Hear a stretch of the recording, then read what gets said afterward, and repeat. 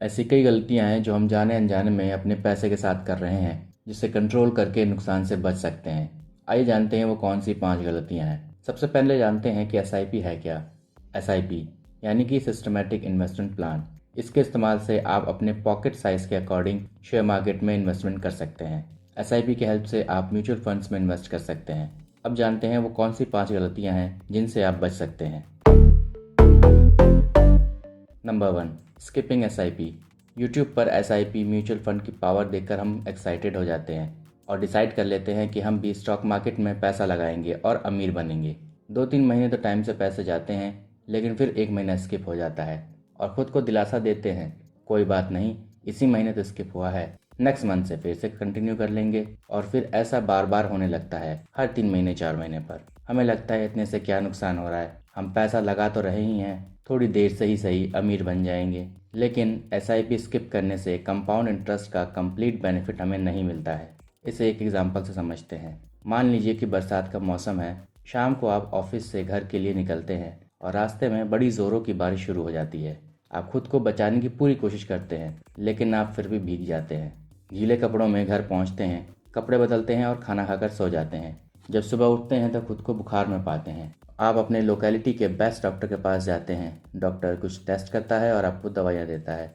आप घर आते हैं, खाना खाकर दवाई खा लेते हैं। एक खुराक की दवाई से आपको कुछ आराम महसूस होता है, आप दूसरी खुराक नहीं खाते। ऐसे में आपका बुखार वापस आ जाता है। फिर आप दवाई खाते हैं, आपको आराम पड़ता है। ऐसे दवाई की खुराक स्किप करने के 2 परिणाम होंगे। पहला, आपका बुखार ठीक नहीं होगा। जब तक दवाई का असर रहेगा तब तक ठीक रहेगा, लेकिन जैसे ही दवाई का असर कम होगा, आपका बुखार फिर से वापस आ जाएगा।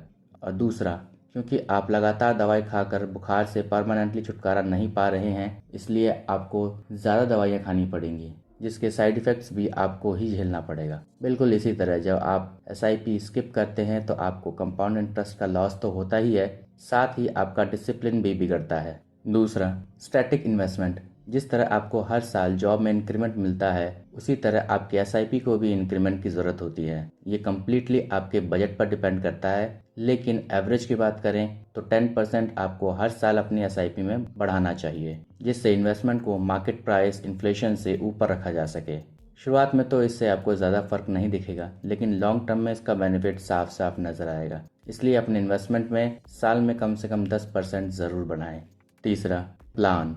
हम अपने आसपास होने वाली बहुत सी बातों से बहुत जल्दी प्रभावित हो जाते हैं। जैसे आपका दोस्त कहता है कि मैंने XYZ नाम की कंपनी में पैसा लगाया है और मुझे डिविडेंड भी मिला है, तुम्हें भी इसमें पैसा लगाना चाहिए। आप उसकी बात मानकर उसके बताए कंपनी में पैसा लगा लेते हैं। अब ये आप कितनी बड़ी गलती कर रहे हैं, इसे मैं आपको एक एग्जांपल से समझाने की कोशिश करता हूँ।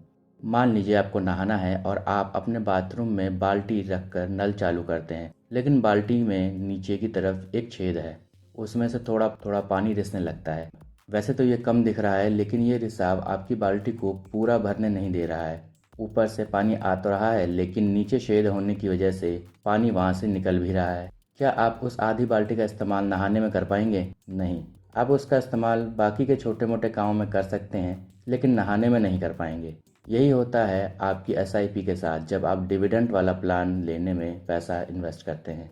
डिविडेंड रूपी छेद आपके इन्वेस्टमेंट की बाल्टी को कभी भरने नहीं देता है और आप उसका इस्तेमाल उस काम में नहीं कर पाएंगे जिसमें करना चाहते थे।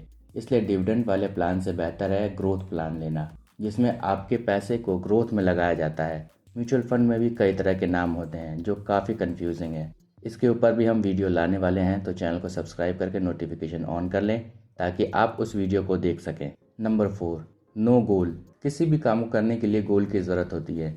ये बिल्कुल उसी तरह है कि आप टिकट काउंटर पर जाते हैं और कहते हैं मुझे एक टिकट चाहिए।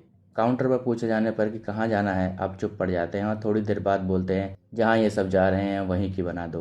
तो क्या आप कहीं पहुँच पाएंगे? नहीं, क्योंकि टिकट काउंटर पर खड़ा हर इंसान अपनी ज़रूरत के हिसाब से टिकट ले रहा है। उसी तरह आपको भी क्लियरली डिसाइड करना होगा कि आप किस ज़रूरत को पूरी करना चाहते हैं, तभी आपके इन्वेस्ट किए गए पैसे का आप पूरी तरह से लाभ ले पाएंगे। Number 5, not monitoring. जब आप घर में बच्चों को स्कूल में सिर्फ एडमिशन करवा कर नहीं छोड़ देते हैं, उसके ऊपर ध्यान भी देते हैं कि स्कूल में क्या पढ़ाया जा रहा है, किसकी संगत में रह रहा है, उसी तरह आपके पैसे को भी ट्रैक करने की ज़रूरत है। न्यूज़ के साथ अपडेटेड रहना चाहिए। ये ट्रैकिंग आपको नुकसान से बचा सकती है। उम्मीद है आज की वीडियो से आपको कुछ वैल्यूएबल जानकारी मिली होगी। वीडियो को लाइक करके चैनल को सब्सक्राइब कर लें। मिलते हैं नई नॉलेजेबल वीडियो में।